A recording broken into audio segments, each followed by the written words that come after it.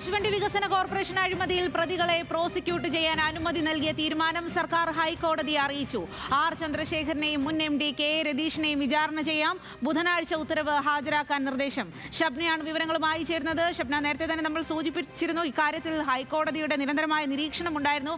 ഇപ്പോൾ സർക്കാർ ഇക്കാര്യം ഹൈക്കോടതിയെ അറിയിച്ചിരിക്കുകയാണ്. ഇനി നടപടികൾ ഏതു രീതിയിലാണ്? സാധ്യ അഡ്വക്കേറ്റ് ജനറൽ നേരിട്ടെത്തിയാണ് ഇന്നിപ്പോൾ ജസ്റ്റിസ് ബദറുദ്ദീൻ്റെ ബെഞ്ചിൽ സർക്കാർ ഇത്തരത്തിലൊരു തീരുമാനം എടുത്ത കാര്യം അറിയിച്ചിട്ടുള്ളത്.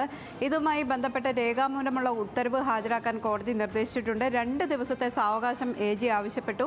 തുടർന്ന് ബുധനാഴ്ച ഈ ഹർജി വീണ്ടും പരിഗണിക്കും. അടുത്ത ബുധനാഴ്ച ഇത് പരിഗണിക്കുമ്പോൾ ഈ കേസ് ഇതുമായി ബന്ധപ്പെട്ട ഉത്തരവ് ഹാജരാക്കണം എന്നാണ് കോടതി നിർദ്ദേശിച്ചിട്ടുള്ളത്. ഏതായാലും ഈ 2 പ്രതികളെയും, അതായത് INTUC നേതാവായിരുന്ന ചന്ദ്രശേഖർ, അതോടൊപ്പം തന്നെ കശുവണ്ടി വികസന കോർപ്പറേഷൻ്റെ MD രതീഷ്, ഇവരെ 2 പേരെയും പ്രോസിക്യൂട്ട് ചെയ്യാൻ അനുമതി നൽകിയിട്ടുണ്ട് എന്ന് സർക്കാർ വ്യക്തമാക്കി കഴിഞ്ഞു. ഏതായാലും ഇനി ഇവർ വിചാരണ നേരിടേണ്ടി വരും. 2020 ഇവർക്കെതിരെ അന്വേഷണം നടത്തി CBI കുറ്റപത്രം സമർപ്പിച്ചത്.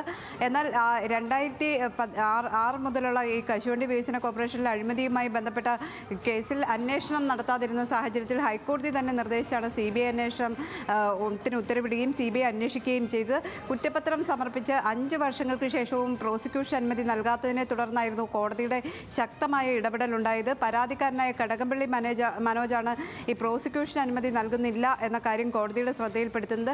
കോടതി 3 തവണ മുൻ സർക്കാരിനോട് ഈ 2 പ്രതികളെ പ്രോസിക്യൂട്ട് ചെയ്യുന്നതിന് അനുമതി നൽകാൻ നിർദ്ദേശിച്ചിരുന്നു. പക്ഷേ കോടതി ഉത്തരവ് LDF സർക്കാർ പാലിച്ചിരുന്നില്ല. തുടർന്ന് കോടതിയലക്ഷ്യ ഹർജി വരെ കോടതിയുടെ പരിഗണനയിലെത്തി. തുടർന്നാണ് കഴിഞ്ഞ ദിവസം മുൻ വ്യവസായ പ്രിൻസിപ്പൽ സെക്രട്ടറി മുഹമ്മദ് ഖനീഷിനെ കോടതി നേരിട്ട് വിളിച്ചു വരുത്തി ഇതിൻ്റെ കാരണം ആരാഞ്ഞത്. തുടർന്ന് ഇപ്പോഴേതായാലും പുതിയ സർക്കാർ ഈ 2 പ്രതികളെയും പ്രോസിക്യൂട്ട് ചെയ്യാനുള്ള അനുമതി നൽകിയിട്ടുണ്ട്.